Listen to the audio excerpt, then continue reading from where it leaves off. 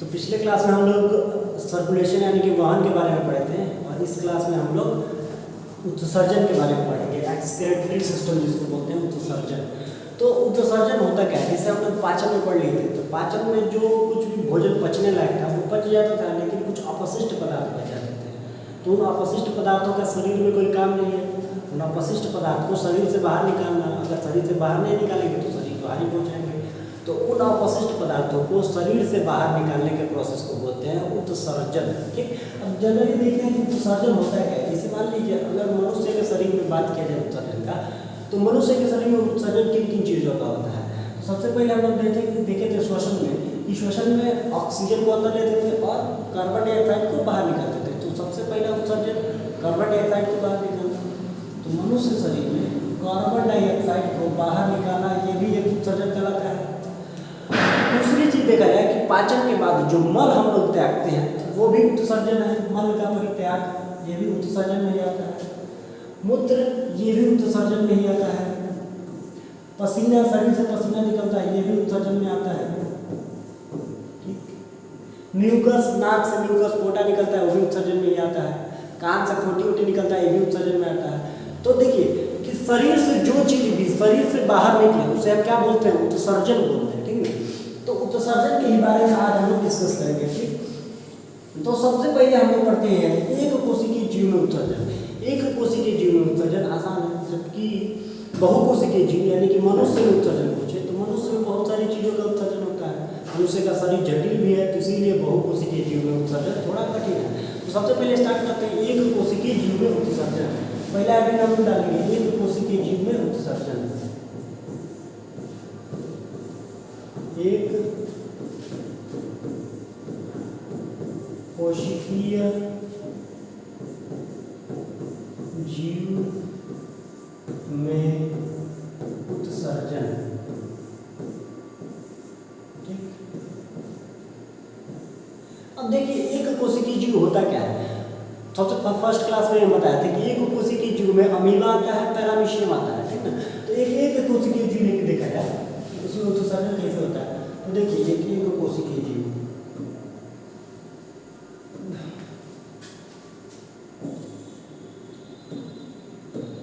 अगर इस एक कोशिकीय जीव, ये कौन सा जीव है, पैरामीशियम है। पैरामीशियम में अगर उत्सर्जन की बात की जाए तो पैरामीशियम में उत्सर्जन कैसे होता है। सबसे पहले इसमें पोषण कैसे होता है। पोषण मतलब पोषण का जो होगा पहले इनहेलेशन यानी कि भोजन ग्रहण करने से शुरू होगा पोषण। तो सबसे पहले देखिए कि पैरामीशियम का जो भोजन ग्रहण करने का स्थान होता है वो निश्चित होता है। वो ऐसा नहीं है, ऐसा एक कोशिकीय जीव नहीं है जो किधर से भी भोजन ग्रहण कर ले, इस कैटेगरी में नहीं आता है। ये निश्चित स्थान से ही भोजन ग्रहण करेगा। तो पहली बात, अगर इसको पीछे से भोजन मिल जा रहा है जहाँ इसका मुख नहीं है, जहाँ से ये भोजन ग्रहण नहीं करेगा, तो ये क्या करेगा, ये इस भोजन को पच्छावे क्रिया की मदद से लुढ़का के आगे लाएगा। ठीक, धीरे धीरे ये बालों की संरचना से इसका भोजन लुढ़क के आगे आता है और इसको लुढ़का के इसके मुख तक ला दिया जाता है। और ये मुख तक के लाने के प्रोसेस को बोलते हैं पच्छावे क्रिया। अब ये पच्छावे क्रिया के फलस्वरूप क्या होता है एक कोशिकीय जीव में कि अगर भोजन जटिल रूप में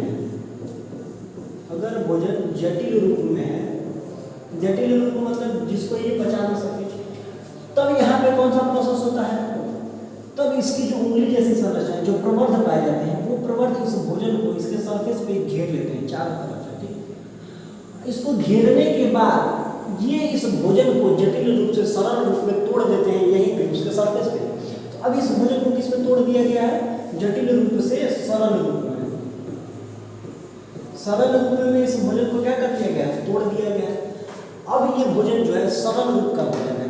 और जब जटिल रूप से भोजन को सरल रूप में तोड़ेंगे तो कुछ अपशिष्ट पदार्थ निकलेंगे। जैसे मान लीजिए अगर गेहूं को पिसवाया जाए तो भूसी निकलेगा। भूसी क्या है, अपशिष्ट पदार्थ है। तो उसी तरह ये जटिल रूप के भोजन को अगर सरल रूप में तोड़ेगा तो कुछ अपशिष्ट पदार्थ, छिलका उनका निकलेगा। जैसे केला खाते तो छिलका निकल जाता है, अपशिष्ट पदार्थ, तो कुछ उसका अपशिष्ट पदार्थ निकलेगा। वो इस अपशिष्ट पदार्थ को अपने सरफेस से ही, अपनी सतह से ही बाहर त्याग देता है। एक कोशिकीय जीव अपने सरफेस से ही बाहर त्याग देगा। इस अपशिष्ट पदार्थ को ये शरीर के अंदर नहीं जाने देता है एक कोशिकीय जीव। अब ये भोजन जटिल रूप से सरल रूप में टूट गया है। अब इस सरल रूप के भोजन को ये क्या कर लेगा, ग्रहण कर लेगा। इसमें कोई भी अपशिष्ट पदार्थ नहीं है, कोई भी अशुद्धि नहीं है। ये सारा अपशिष्ट पदार्थ को सरफेस पे ही छाट के और फिर यहीं से उस अपशिष्ट पदार्थ को बाहर निकाल देता है एक कोशिकीय जीव। तो एक कोशिकीय जीव में उत्सर्जन बहुत आसान है, क्योंकि एक कोशिकीय जीव अपना उत्सर्जन सरफेस से ही यानी अपनी सतह से ही उत्सर्जन कर देता है। ठीक, अब बात की जाए बहुकोशिकीय जीव, ठीक ना, तो हेडिंग डालिए बहुकोशिकीय जीव।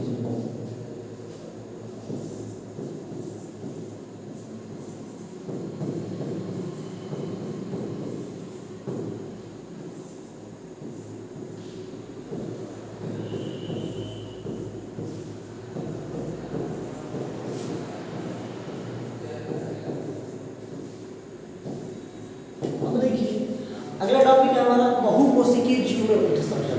तो अगर बात की जाए कि सबसे बड़ा बहुकोशिकीय जीव कौन सा है, तो सबसे अधिक प्रचलित बहुकोशिकीय जीव में मानव होता है मनुष्य। तो सबसे बड़ा बहुकोशिकीय जीव मनुष्य आ जाएगा। तो मनुष्य में उत्सर्जन बढ़ेगी, किसमें? मनुष्य में। मनुष्य में उत्सर्जन, ये हमारा अगला टॉपिक है। अब देखिए मनुष्य में उत्सर्जन। मनुष्य में उत्सर्जन पढ़ने से पहले उत्सर्जन तंत्र पढ़ लेते हैं।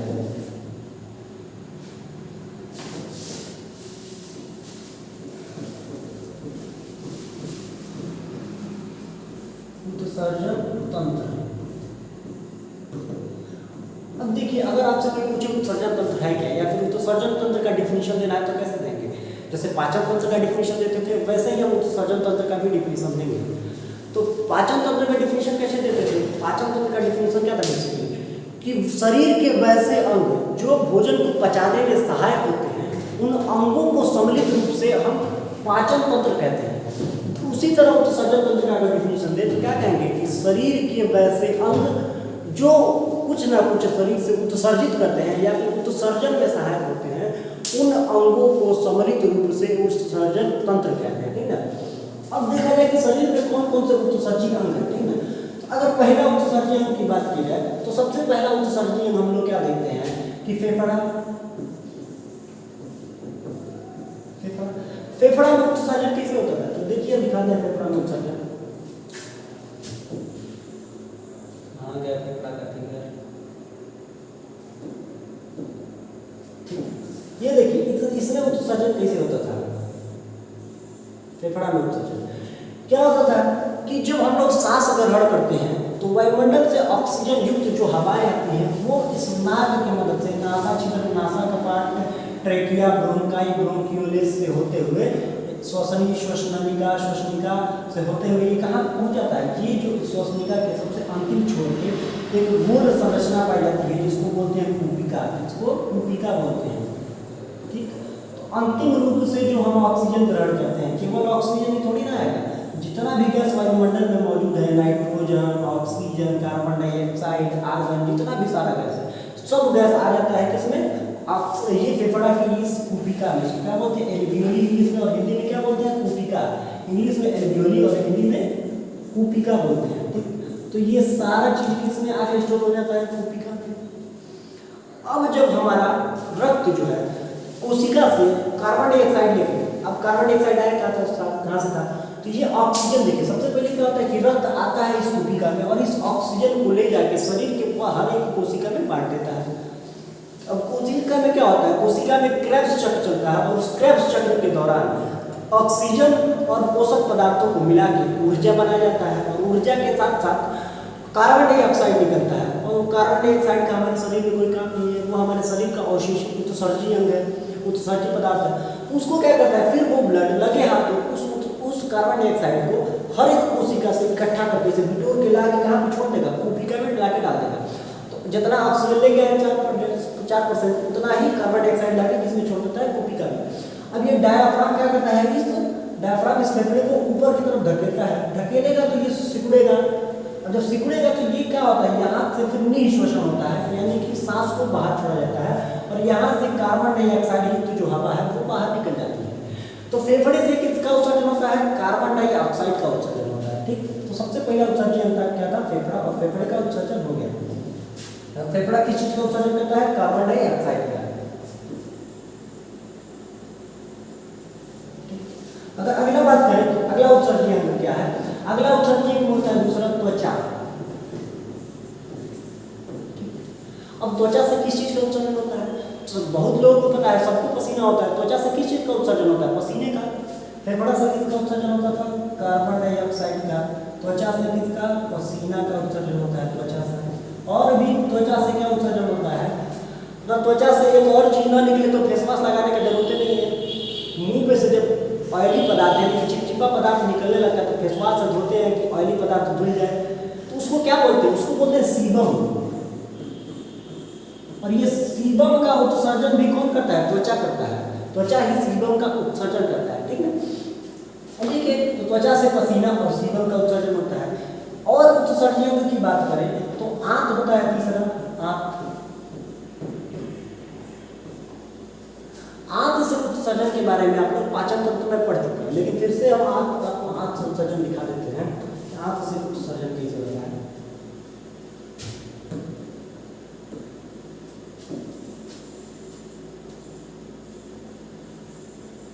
तो देखिए, ये है आंत। तो इस आंत से उत्सर्जन क्या होता है? जब हम भोजन को ग्रहण करते हैं तो भोजन ये नली, ग्रास नली के माध्यम से कहाँ पे पहुँचता है? पेट में। पेट का पहला भाग कार्डियक, यहाँ पे HCl का स्राव होता है। उसके बाद आता है फंडिक। फंडिक में भोजन को रोक के रखा जाता है। थोड़ा बहुत पाचन, दूध का पाचन और प्रोटीन को थोड़ा सा तोड़ दिया जाता है इस पाइलोरिक में, रेनिन और पेप्सिन की मदद से। फिर ये भोजन किसमें पहुँचता है? छोटी आंत में। और छोटी आंत में ही भोजन का पूर्ण पाचन होता है। अगर कोई पूछे कि भोजन पूर्ण रूप से कहाँ पे करता है, तो छोटी आंत में। छोटी आंत का 3 गो चरण था। पहला डेडुनम था। डेडुनम में थोड़ा बहुत पाचन होगा, उसको जेजुनम, उसके बाद इलियम जिसको बोलते हैं, डेडुनम को पकवास है। उसके बाद इलियम में जाके, इलियम में जितना भी भोजन पचेगा, हर एक भोजन को पचाने के लिए पूर्ण पाचक रस कहाँ पे निकलता है? छोटी आंत के एकदम आखिरी सिरे पे इलियम है। और वहाँ पे हर एक तरीके का भोजन पच जाएगा जो पचने लायक है। तो जितना भी पचने लायक भोजन था वो पच गया। अब उसका अवशोषण भी छोटी आंत में ही छोटी आंत में ही रुचि की मदद से हो जाता है, ठीक। अब यहाँ पे देखिए, छोटी आंत में जब अवशोषण हो गया तो कुछ ऐसे अपशिष्ट पदार्थ होते हैं, कुछ ऐसे अपशिष्ट पदार्थ इनका शरीर में कोई काम नहीं है, जिनका अवशोषण पाचन नहीं होता है, ठीक। जैसे मान लीजिए मौसम्मी का जूस पी रहे हैं, तो जो मौसम्मी का छिलका उलका का कोई काम है वो तो बाहर निकल जाएगा, तो जूस का ही काम है। तो यहाँ से सारा जूस दिया जाता है, जो छिलका उलका जो अपशिष्ट पदार्थ है उसको आगे ट्रांसफर कर दिया जाता है किसमें? बड़ी आंत में। अब बड़ी आंत का सबसे पहले बात क्या था? Rectum, transverse colon, ascending colon, transverse colon, descending colon, sigmoid colon, rectum, यहाँ caecum, ascending colon, transverse colon, descending colon, sigmoid colon, rectum, और रेक्टम के बाद एनस यानी कि गुदा द्वार के माध्यम से जो अपशिष्ट पदार्थ था वो कहाँ पे निकल जाता था? बाहर। तो आंत से भी अपशिष्ट पदार्थों का उत्सर्जन होता है। और आंत से किस अपशिष्ट पदार्थ का उत्सर्जन होता है? मल का, मल। और आंत में क्या होता है? उस मल में से जल को अवशोषित करना बड़ी आंत में होता है। और बड़ी आंत में उस मल में बिलिरुबिन मिला दिया जाता है ताकि मल का रंग नीला हो, म्यूकस मिला दिया जाता है ताकि मल जो है चिपचिपा है, ठीक। तो इस तरीके से उत्सर्जन होता है कहाँ पे? आंत में। तो आंत का भी उत्सर्जन आप लोग पढ़ चुके हैं। अगला बात किया जाए,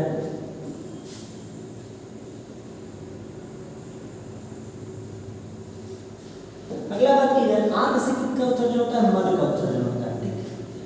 यकृत का बात किया जाए, लीवर, यकृत, ठीक है। अब देखिए, यकृत का काम क्या था? यकृत जनरली करता है, यकृत का बहुत ही बेहतरीन काम है उत्सर्जन में, ठीक। यकृत जनरली किस का होता है? यकृत में किस चीज का निर्माण होता है? हम लोग को पता है कि यकृत में पित्त रस बनता है। पित्त रस, पित्त रस यकृत में बनता है। यकृत को ये नहीं ना पता है कि हम भोजन कब खाएंगे, पित्त रस तो लगातार बनाते जाएगा, लेकिन पित्त रस का जरूरत हर टाइम तो नहीं है। जब भोजन ग्रहण करें तभी पित्त रस का जरूरत है। तो ये पित्त रस बना देता है यकृत, लेकिन इसको नियंत्रण करने के यानी कि कब छिड़कना है कब नहीं छिड़कना है इसका ज्ञान इस लीवर के पास नहीं रहता है। उसके लिए यहाँ पे एक पित्ताशय, गाल ब्लैडर, जिसको पित्त की थैली बोलते हैं, पित्ताशय, इसमें पित्त रस को स्टोर कर देता है, पित्ताशय। तो यहाँ से पित्त रस को बना के उसका उत्सर्जन किसमें करते रहा है? पित्ताशय में करते रहा है। तो यकृत से पित्त का उत्सर्जन हुआ, पित्त का। अब यकृत का एक और मेन काम है, उत्सर्जन में ही यकृत का एक मेन काम है, क्या है? देखिए, जो भी नाइट्रोजन युक्त पदार्थ हम लोग भोजन के माध्यम से ग्रहण कर लेते हैं शरीर में, उस नाइट्रोजन युक्त पदार्थ का शरीर में कोई काम नहीं है। नाइट्रोजन युक्त पदार्थ कुछ खा लेते हैं, जैसे मान लीजिए अगर कोई ब्रेड व्रेड खा लेते हैं, चाहे कुछ भी खाते हैं, तो उसमें थोड़ा बहुत नाइट्रोजन होता है, तो नाइट्रोजन युक्त पदार्थ कहाँ पे चला जाता है? शरीर के अंदर। ठीक, अब उस नाइट्रोजन युक्त पदार्थ शरीर के अंदर जाके वो किसका निर्माण कर लेता है? अमोनिया का निर्माण कर लेता है। और आप लोगों को पता है कि अमोनिया बहुत ही खतरनाक चीज है। पर देखा जाए कि रेलवे स्टेशन के किनारे जो दीवार होता है, तो कूद के उसको सड़ा देते हैं सब, गिरा देते हैं सब, क्योंकि उसमें अमोनिया है। और अमोनिया बहुत ही खतरनाक चीज है। वो जब दीवार को गिरा देता है तो शरीर क्या चीज है? तो शरीर में भी बहुत हानिकारक काम करता है अमोनिया। तो अमोनिया को क्या करता है? ये लीवर, ये बहुत ही खास हानिकारक अमोनिया को चेंज कर देता है किसमें? यूरिया में। यूरिया भी खतरनाक है, यूरिया भी खतरनाक है, लेकिन ये कम खतरनाक है अमोनिया की अपेक्षा। अमोनिया है तो ज्यादा इफेक्ट डालेगा, और यूरिया है तो थोड़ा कम इफेक्ट डालेगा। तो ये अमोनिया को किसमें चेंज कर देता है? यूरिया में। और यकृत, तो यकृत का एक और नाम अमोनिया को यूरिया में चेंज कर देता है। ये भी किसका काम है? यकृत का काम है। ठीक, अब देखिए, अब ये यूरिया बना है, तो ये यूरिया है कहाँ पे? शरीर के अंदर ही है। अभी इसको बाहर निकालना है, तो बाहर निकालने के लिए दूसरा उत्सर्जक होता है, उसको बोलते हैं वृक्क। वृक्क या इसको बोलते हैं किडनी। अब ये किडनी क्या करता है? इस अमोनिया को मूत्र के रास्ते बाहर शरीर से त्याग देता है। तो ये वृक्क जो होता है मूत्र का निर्माण करता है, और इस मूत्र को शरीर से बाहर त्याग देता है। जनरली मूत्र में क्या पाया जाता है? अमोनिया पाया जाता है। अमोनिया के कारण मूत्र को त्यागा जाता है। ठीक, तो ये थे शरीर के उत्सर्जन तंत्र या उत्सर्जन, इन चीजों से उत्सर्जन होता है। अब ये फेफड़ा के बारे में हम लोग पढ़ चुके हैं, त्वचा और पसीना के बारे में आप लोगों के सिलेबस में नहीं है, आंत के बारे में जान चुके हैं, यकृत के बारे में भी जान चुके हैं। अभी हम लोग को जो उत्सर्जन में मेन उत्सर्जन, जो सबसे ज्यादा उत्सर्जन महत्वपूर्ण उत्सर्जन है, वो है किडनी। इसके बारे में हम लोग पढ़ना है। तो मनुष्य के उत्सर्जन में सबसे महत्वपूर्ण किसके बारे में पढ़ना है? किडनी के बारे में पढ़ना है। आगे पढ़ते हैं किडनी के बारे में। ठीक, अब देखिए, मनुष्य उत्सर्जन। देखिए, मनुष्य में उत्सर्जन तीन चरणों में होता है, दिखाते हैं आपको।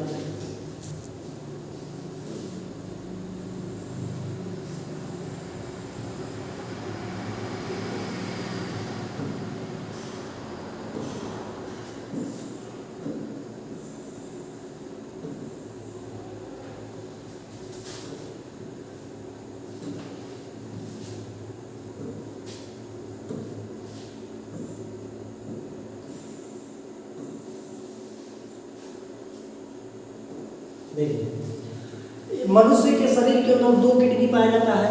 एक किडनी ना भी रहे तो एक किडनी जिंदा, एक किडनी पे जिंदा रह सकते हैं।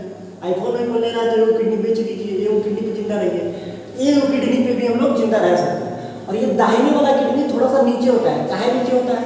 कि इधर ही क्या पाया जाता है? यकृत पाया जाता है। और यकृत के दबाव के कारण ही दाहिने वाली किडनी कहाँ पे होती है? थोड़ा नीचे। थोड़ा नीचे ऊपर होने से इसका कोई काम में परिवर्तन नहीं आएगा, दोनों सेम ही काम करेगा। अब देखिए कि ये दो किडनी है। अब देखिए कि वो तो सर्जन करना किस चीज़ का है? यूरिया का। किडनी से किसका उत्सर्जन होता है? यूरिया का, मूत्र का उत्सर्जन होता है। अब ये इसका उत्सर्जन कैसे होता है? तो जो नाइट्रोजन युक्त पदार्थ है उसको हम लोग खाए हैं, शरीर के अंदर गया, आंत में गया है, और आंत से उसका अवशोषण हो गया है। और उस अवशोषण के बाद उसको पहुँचाया जाता है कोशिका के पास। और कोशिका के पास कौन पहुँचाता है? रक्त पहुँचाता है। तो जो नाइट्रोजन युक्त पदार्थ है उसको भी कौन इधर उधर ट्रांसफर कर रहा होगा? रक्त ट्रांसफर कर रहा होगा। तो जो बेसिकली यूरिया है, जो नाइट्रोजन युक्त पदार्थ है, वो किसमें मिला हुआ है? रक्त में मिला हुआ है। और रक्त से उसको अलग करना है, रक्त से अलग करना है। तो उस रक्त से नाइट्रोजन युक्त पदार्थ यानी कि रक्त से यूरिया को अलग करने के प्रोसेस को बोलते हैं डायलिसिस, अपोहन। क्या बोलते हैं? अपोहन बोलते हैं। अपोहन या डायलिसिस।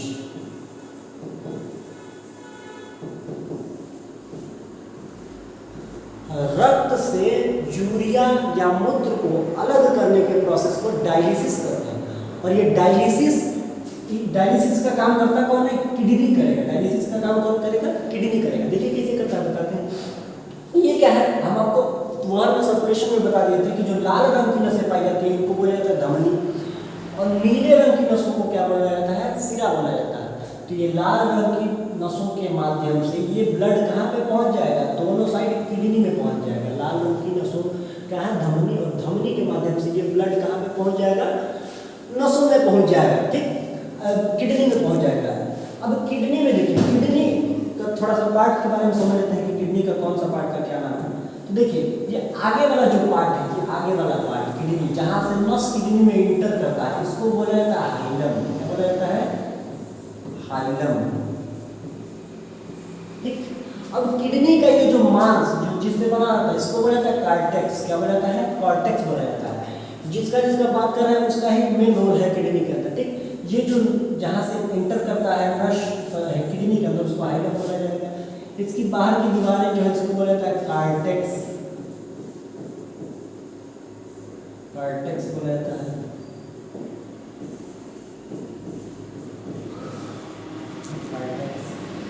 कॉर्टेक्स के बाद ये जो आपको त्रिभुज टाइप का दिख रहा है पिरामिड शेप का, इसको बोलते हैं मेडुला। क्या बोलते हैं, मेडुला बोलते हैं, मेडुला। और इसी का बेसिकली ज्यादातर यूज होता है, मेडुला का ही ज्यादा योगदान होता है, ठीक है। अब देखिए ये है तो किडनी का पार्ट, ब्लड कहाँ पे आया, इस नसों के माध्यम से किडनी में इंटर कर गया। किडनी में पहले हाइलम के पास, हाइलम, मेडुला, कॉर्टेक्स, ये सब किडनी के पार्ट है। ये एड्रीनल ग्लैंड है, एड्रीनल ग्लैंड का अलग काम है, उसको फिर कभी बताएंगे, आपके चैप्टर में नहीं है एड्रीनल ग्लैंड, ठीक है। अब देखिए यही किडनी का क्रॉस सेक्शन है, काट दिया गया है, किडनी को वो दिखा रहा है। ये कौन सा पार्ट है, हाइलम है। क्या है, हाइलम। ये क्या है, इसको बोलते हैं कॉर्टेक्स। क्या बोलते हैं, कॉर्टेक्स बोलते हैं। और ये त्रिभुज टाइप का जो दिख रहा है इसको बोलते हैं मेडुला। क्या बोलते हैं, मेडुला। अब जनरली देखिए ये जो मेडुला, ये जो नसों का तंत्र है, तो एक किडनी के अंदर लगभग 3 लाख ऐसे तंत्र पाए जाते हैं। 3 लाख, एक किडनी के अंदर 3 लाख नस पाए जाते हैं। एक किडनी के अंदर लगभग 3 लाख नसें पाई जाती हैं। और इन नसों को बोला जाता है नेफ्रॉन। क्या बोला जाता है, नेफ्रॉन बोला जाता है, ठीक। देखिए वही जूम करके दिखाया गया है, ये एक नेफ्रॉन का फिगर है, एक नेफ्रॉन है, बस ये कहीं नेफ्रॉन है। ऐसे ही 3 लाख नेफ्रॉन पाया जाता है, और उस उनको बोला जाता है नेफ्रॉन को। अगर आपसे कोई पूछे कि किडनी की इकाई किसको बोलते हैं, किसी भी चीज का सबसे छोटा पार्ट जिसको बोलते हैं उसे इकाई बोलते हैं। तो अगर किडनी की इकाई की बात की जाए तो किडनी की इकाई या वृक्क की इकाई क्या होती है, नेफ्रॉन होती है। वृक्क की इकाई नेफ्रॉन, मस्तिष्क की इकाई क्या थी, न्यूरॉन थी, और किडनी की इकाई नेफ्रॉन है, ठीक है। अब देखिए जनरली क्या होता है, यहाँ से ब्लड के रास्ते किडनी में प्रवेश करता है, ब्लड नसों के माध्यम से। अब यहाँ पे नसों के माध्यम से ब्लड कहाँ पे पहुँच जाता है, ये मेडुला। और मेडुला में ही क्या पाया जाता है, मेडुला के पास नसों के जाल पाए जाते हैं जिसको नेफ्रॉन बोला जाता है। एक किडनी में 3 लाख नेफ्रॉन होता है। तो यहाँ पे जो रक्त से यूरिया को या फिर मूत्र को अलग करने का काम करता है वो नेफ्रॉन ही करता है, ठीक है। तो नेफ्रॉन के वर्क के बारे में समझते हैं कि नेफ्रॉन का कैसे काम होता है।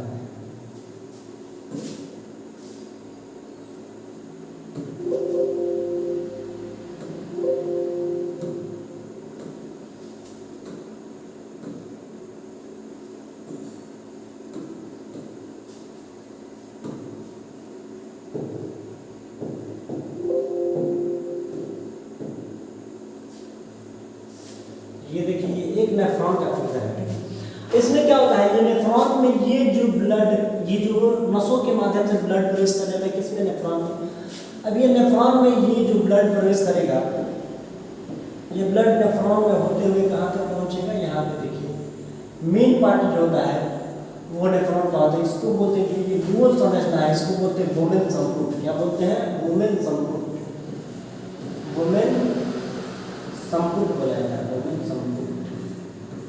मेन काम जो किडनी में जो ब्लड को छानने का काम करता है वोमेन संपुट करता है। और वोमेन संपुट में भी ये जो जाली जैसे समझना पाया जाता है, जैसे चलचलनी होता है, तो उसमें जब तक तार नहीं पाया जाएगा तो कुछ छनाएगा नहीं छनाएगा। उसी तरह जब वोमेन संपुट में अगर ये तार जैसे जाली जैसे संरचना नहीं पाया जाएगा तो ब्लड कैसे छनाएगा। तो ये जो जाली जैसी संरचना पाया जाता है इसको बोला जाता है ग्लोमेरुलस,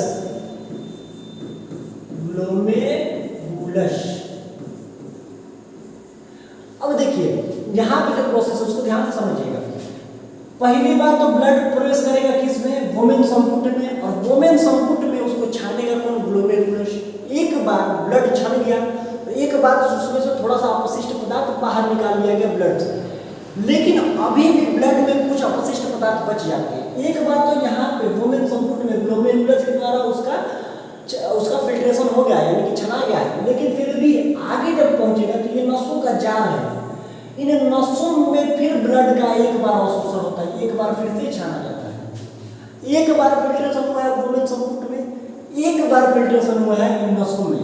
तो यहाँ पे फिल्ट्रेशन कितनी बार हुआ है? 2 बार फिल्ट्रेशन हुआ है। इसीलिए जो इस डायलिसिस के प्रोसेस को बोलते हैं, डायलिसिस प्रोसेस होता है रीअब्जॉर्प्शन प्रोसेस होता है, पुनः अवशोषण, इसको बोलते हैं पुनः अवशोषण,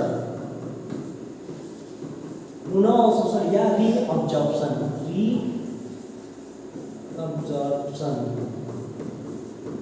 तो डायलिसिस प्रोसेस किस प्रकार का प्रोसेस है? रीअब्जॉर्प्शन प्रोसेस या पुनः अवशोषण प्रोसेस। इसमें क्या होता है? ब्लड पहले प्रेस करेगा किडनी में, नेफ्रॉन में ग्लोमेरुलस में, यानी कि वोमेन संपुट के अंदर जो ग्लोमेरुलस होगा उसमें जो ब्लड एक बार छन जाएगा, दोबारा छनेगा इन नसों में, और इन नसों में छनने के बाद अब ब्लड पूरी तरीके से प्योर हो गया है, अब ब्लड शुद्ध हो गया, उसमें से यूरिया युक्त पदार्थ जो मूत्र था उसको निकाल लिया गया है, ठीक है। अब देखिए कि यहाँ पे नेफ्रॉन में छन गया है, नेफ्रॉन में छनने के बाद ब्लड को फिर से कहाँ ट्रांसफर कर दिया जाएगा? शरीर में, हार्ट के पास ट्रांसफर कर दिया जाएगा, लेकिन जो यूरिया युक्त पदार्थ है उसको यूरेटर जो बोलते हैं इसको, यूरेटर के माध्यम से, मूत्र मार्ग बोलते हैं इसको, इसके माध्यम से, यूरेटर मूत्र मार्ग के माध्यम से इसको यूरिनरी ब्लैडर मूत्राशय में ट्रांसफर कर दिया जाता है, मूत्राशय में इसको ट्रांसफर कर दिया जाएगा।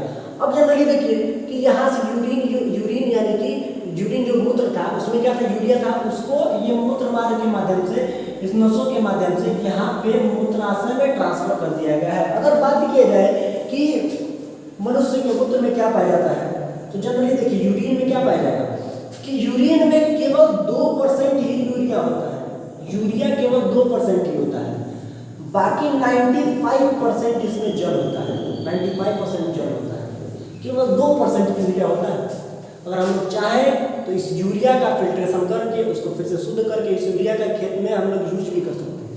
तो इसमें ये मूत्र में केवल 2% यूरिया होता है, ठीक है। अब इसको कहाँ पर ट्रांसफर कर दिया गया है? मूत्र को मूत्राशय में ट्रांसफर कर दिया गया। जनरली आप लोग एक गुब्बारा देखे होंगे, उसमें हवा भरते हैं तो वो फैलता है, उसी तरह ये मूत्राशय भी होता है, पचका रहता है। जब उसमें हवा भरेगा यानी कि जब मूत्र प्रवेश करेगा तो ये फैलेगा, जब फैलेगा तो इसके एक लिमिट तक होगा, जैसे गुब्बारा का भी एक लिमिट होता है, उस लिमिट के बाद अगर हम उसमें हवा भरे तो गुब्बारा क्या होता है? फट जाता है। उसी तरह अगर ये मूत्राशय, इसका भी एक लिमिट होता है, उस लिमिट तक अगर उसमें मूत्र आएगा तो फैलेगा। उसके बाद वो जो मूत्राशय की दीवारें हैं उस पर दबाव डालने लगेंगी, और दबाव डालने लगे होंगी तो हमको पेशाब का महसूस होता है, ठीक है। तब हम उसको क्या करते हैं? त्याग देते हैं, तो यहाँ से उत्सर्जन हो जाता है, ठीक। तो ये जो मेन उत्सर्जन था खत्म हो गया आपका मनुष्य उत्सर्जन। एक पार्ट और बच जा रहा है आपके चैप्टर का लास्ट टॉपिक, पादप में उत्सर्जन।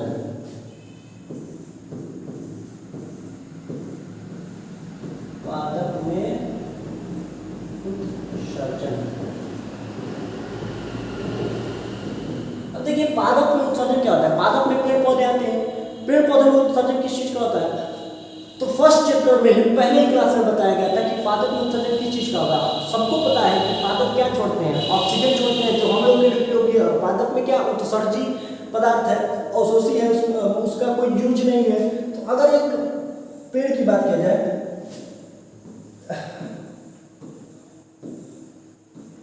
ठीक,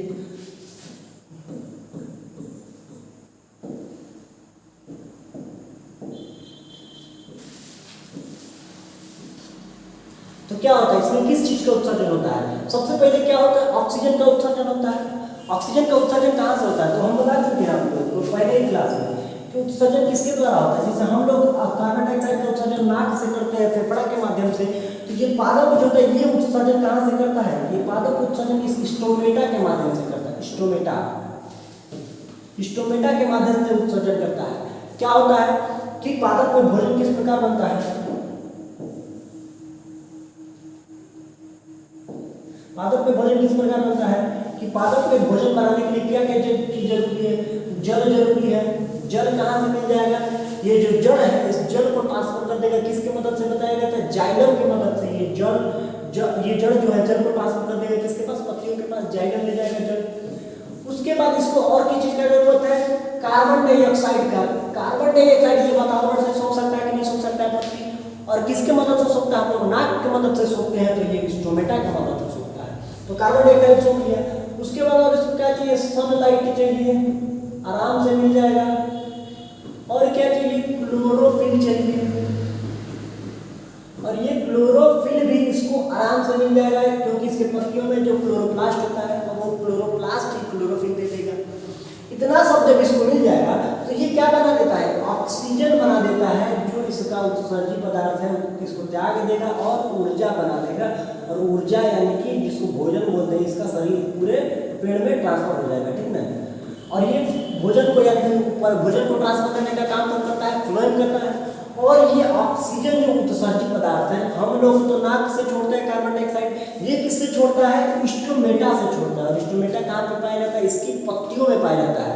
तो अगर पूछा जाए कि पादप में जो उत्सर्जन होता है, किस चीज का उत्सर्जन, ऑक्सीजन का उत्सर्जन कहाँ से होता है, स्टोमेटा से होता है, ठीक। तो क्या था, पादप में सबसे पहले किस चीज का उत्सर्जन हुआ है, पादप में उत्सर्जन हुआ है ऑक्सीजन का। और ऑक्सीजन का उत्सर्जन किसकी मदद से हुआ है, स्टोमेटा की मदद से हुआ है। अब देखिए, पादप एक ऐसा शरीर है, पादप के शरीर में बहुत सारी मृत कोशिकाएं पाई जाती हैं। अगर मनुष्य के शरीर में बात की जाए तो मनुष्य के शरीर में एक भी मृत कोशिका नहीं पाई जाती है। जैसे मान लीजिए, मृत कोशिका का मतलब होता है कोई ऐसा अंग जो अब काम न करे, उसको बोलते हैं मृत कोशिका या मृत अंग। तो मनुष्य के शरीर में तो ऐसा कोई अंग नहीं है। लेकिन अगर पादप शरीर की बात की जाए तो बहुत से मृत अंग पाए जाते हैं। जैसे कोई पत्ती अगर सूख गया तो वो काम करेगा नहीं करेगा, तो वो भी क्या हो जाएगा, मृत अंग हो जाएगा। कोई शाखा सूख गई तो वो शाखा भी क्या हो जाएगा, मृत अंग हो जाएगा। तो उसका भी, पादप के शरीर में कोई काम तो है नहीं, तो उसको भी त्यागना है। तो पादप अपने शरीर से मृत अंग यानी कि सूखा पत्ता, सूखा पत्ती और सूखी टहनी,